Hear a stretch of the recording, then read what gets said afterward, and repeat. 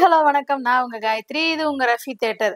அப்பா சாமி 50 நாள்ல இந்த மூடுங்கடா பிக் பாஸ அப்படின்னு சொன்னா மூடி தொலைக்க மாட்றீங்க. 50 நாள் இன்னைக்கு முடிஞ்சு போச்சு. இன்னையோட பெரிய ஸ்வாகா பண்ணி 50 நாள்ல மூடிடக்கூடாதா அப்படின்ற மாரி தான் இருக்கு.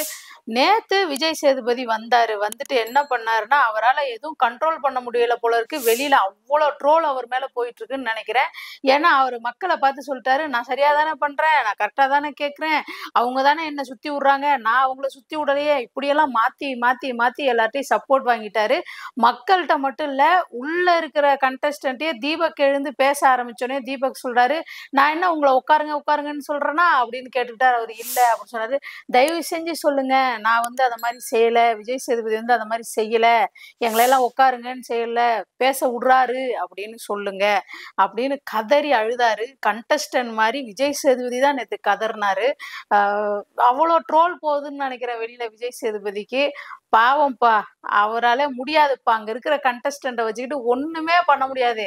யாரு போய் நின்னாலும், அந்த உள்ள இருக்கிற அத்தன பேரையும் வச்சு ஒண்ணுமே பண்ண முடியாது. ஏன்னா, உள்ள இருக்கிறது எதுக்குமே வந்து விளையாட தெர்ல. ஆ உண்மைதான். ஆனா அங்க எப்படின்னா விளையாடுறாங்கன்னா, நாங்க நல்ல பேர் எடுத்துக்கணும், நல்ல பேர் எடுத்துக்கணும், நல்ல பேர் எடுத்துக்கணும்னே விளையாடிட்டு இருக்காங்க.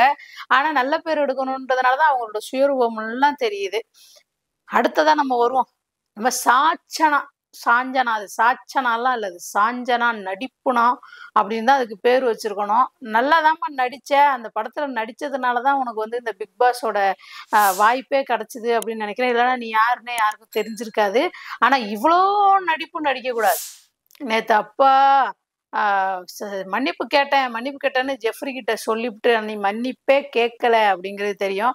ஏன்னா குறும்படம் போட மாட்டாங்கங்கிற தைரியத்துல நீங்க ஏதோ சொல்லிட்டீங்க. ஆனா இவ்வளோ அழுதுலாம் நீ ட்ராமா பண்ணக்கூடாது. இப்படியே அழுதுகிட்டே இருந்தேன்னு வச்சுக்கயேன், ஒண்ணும் பண்ண முடியாது. தயவு செஞ்சு நாமினேட் பண்ணி வெளில தூக்கி எறிங்க. அத ஃபர்ஸ்ட்டு நாள் வெளில தூக்கி போட்டாங்கல்ல 24 ஹவர்ஸ்ல, அதையே பண்ணியிருக்கலாம். மறுபடியும் உள்ள கொண்டு வந்து எப்பப்பா! இவ்வளோ நடிக்காத சச்சனா, வெளில வந்தா கண்டிப்பா நடிப்பு சான்ஸ் கிடைக்குமா, கிடைக்காதான்னு தெரியாது. ஏன்னா, உன் குணம் வந்து இந்த ஜூலி மாரியே இருக்கிறதுனால, ஜூலி எப்படி இப்படி வந்து காணாம போயிடுச்சோ, அதே மாரி நீயும் காணாம போயிடுவியோ என்னமோ அப்படின்னு நான் நெனைக்கிறேன்.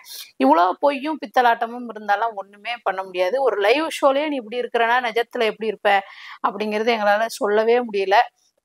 எங்களுக்கு அறவே புடிக்கல. ஜூலிய எப்படி புடிக்காம இருந்தோ, அதே மாரி சாச்சனா உன்னையும் புடிக்கல. ஆனா நீ சொன்ன பாரு, இந்த சவுண்ட் வந்து அழுவுறதெல்லாம் வந்து ஒரு டிராமா மாரி இருக்கு. நிஜமாலுமே அழுதா கூட எங்களால சகிக்க முடியல. சும்மா நடிக்கிறாங்கன்னு தான் தோணுது. அவங்க எல்லாமே நடிக்கிறாங்க. அழுவுறது கூட நடிக்கிறாதீங்கன்னு சொன்னாங்க பாரு. ஆனா சொல்லுவாங்கல்ல, கர்மா. அப்படியே ரிப்பீட் ஆயி உனக்கு வந்துச்சு பாரு. அழுத பாரு. அழுகுறதையும் எங்களுக்கு நடிக்கிறதா அப்படிதான் தோணுது. இவ்ளோ அழுதுட்டு சின்ன புள்ளையா இருக்கிற பொண்ணெல்லாம் எதுக்கு பிக் பாஸ் உள்ள வச்சிருக்கீங்க? அ பார்க்கவே இரிட்டேட்டிங்கா இருக்கு. இந்த ஷோவ பார்க்கவே இரிட்டேட்டிங்கா இருக்கு எங்களுக்கெல்லாம்.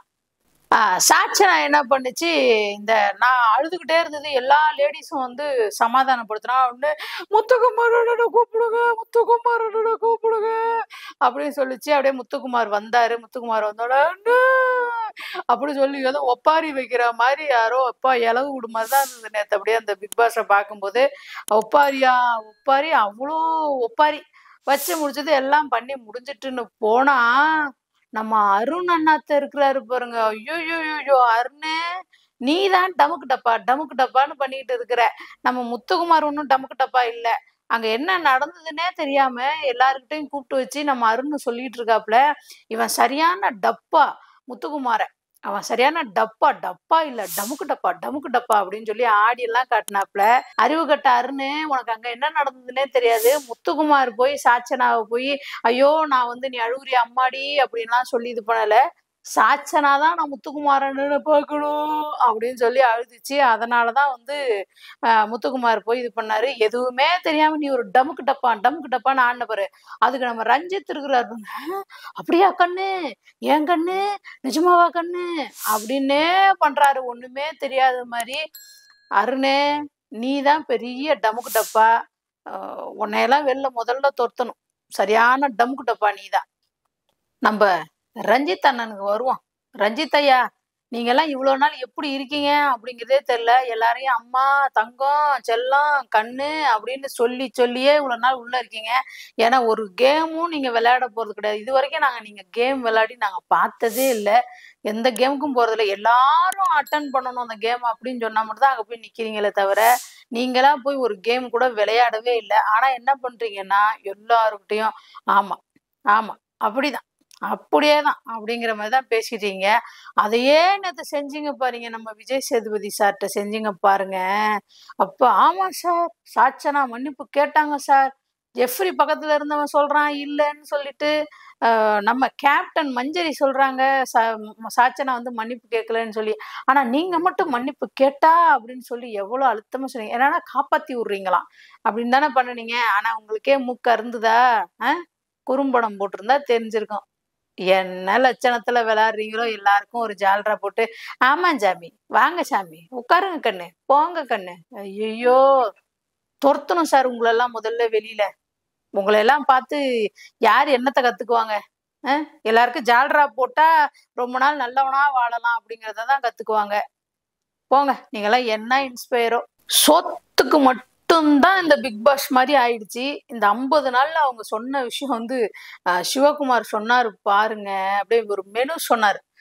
அது வந்தது, இது வந்தது அந்த பேரு கூட எனக்கு வரமாட்டுது. ஏதோ லாலிபப்பா அது இதெல்லாம் சொன்னாரு. அப்படியே மெனு ஏதோ பிக் பாஸ் ஹோட்டல் ஆரம்பிக்கிற மாரி ஒரு மெனுவ சொன்னாரு.